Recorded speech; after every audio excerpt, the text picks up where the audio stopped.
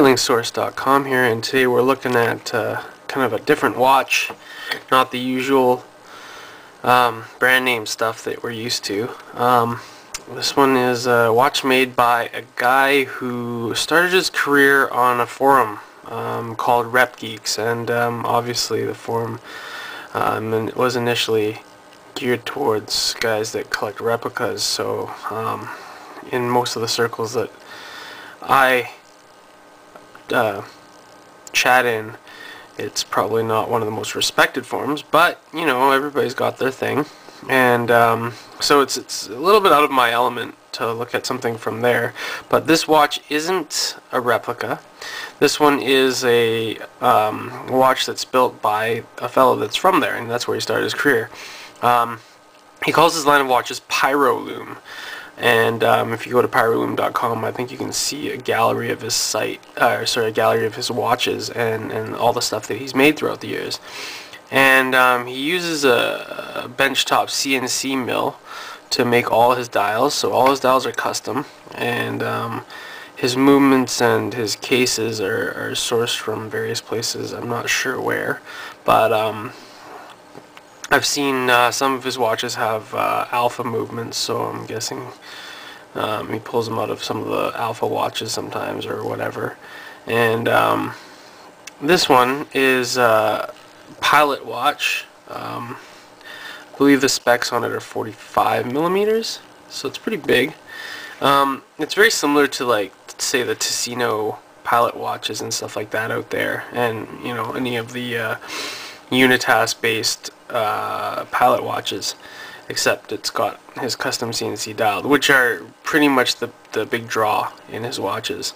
It's a hand wound movement. This one, I'm not sure who makes this Unitas, but it is a Chinese made Unitas based movement with the with no sub-seconds complication on it, so no seconds.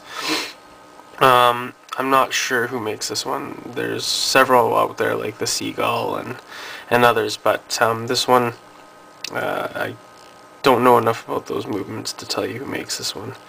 It's got some etching on it, titanium, mechanical powered, 5 ATM, so the watch is rated to 50 meters. It's a titanium case in sort of a blasted dark gray. It's a little bit darker than your usual titanium. Mineral crystals, front and back. And this one has a Penatime strap with it, so he uses various straps as well. Usually what he feels might go well with it. One thing that I didn't like about the Penatime strap was the fact that since it's designed for a Panerai, it's got bigger holes, so with a standard size spring bar, it wobbles, so it has sort of a non-solid feel to it. I thought about cutting down a spring bar to about 20 millimeters and using it, but I'm not sure if I'm going to do that. I might try a different strap. This strap looks okay. I don't like that the blue stitching is a different shade of blue than is on the dial, so it looks a bit off. But overall, I really like the head on this one. He's got just about every single watch that he sells, and he sells them on eBay, usually at fixed prices, but occasionally he puts one or two watches on auction at $1 with no reserve.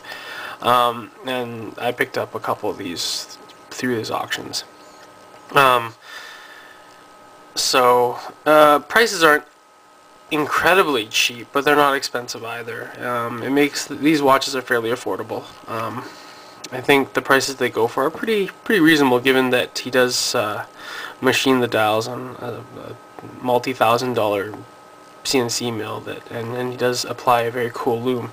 And one of the things I did want to show you is the loom, because they're called Pyrolume for a reason.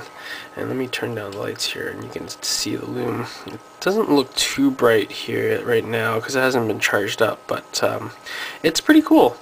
I really like the loom on them. So I'll turn the light back on here. The hands. One thing I really wish he would have done on the used for the hands for both the watches I picked up. I'm going to have another review as well.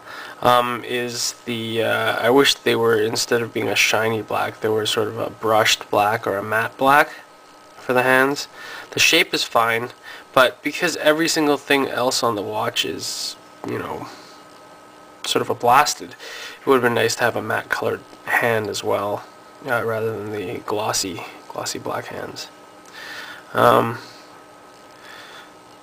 Aside from that, it's a very cool watch, especially for the money. Would be cool if you had a titanium buckle that matched the watch, because this one doesn't really. But overall, a very neat watch. Not for everyone, because it is not only military looking, but pretty funky looking. So let me show you the dial here. So it's a pretty big watch, 45 mils. As you can see, it's definitely eye-catching. But I'm going to try this one on a different strap as well, because I think I might personally like it better on something else. Maybe a black pilot bunt strap or something like that. But yeah, I think this is a very cool watch. I really enjoy looking at it and using it, and when I get another strap, I'll probably start wearing it too. Not sure how rugged the titanium is. The mineral crystal is curved and is visible from a pretty decent angle. Don't know how scratch resistant this stuff is. Probably not crazy. Probably not too good. Mineral crystal scratches if you bang it up against something pretty quickly, but it's an inexpensive watch, so it's to be expected. Okay, so I hope you enjoy the review. Have a good one.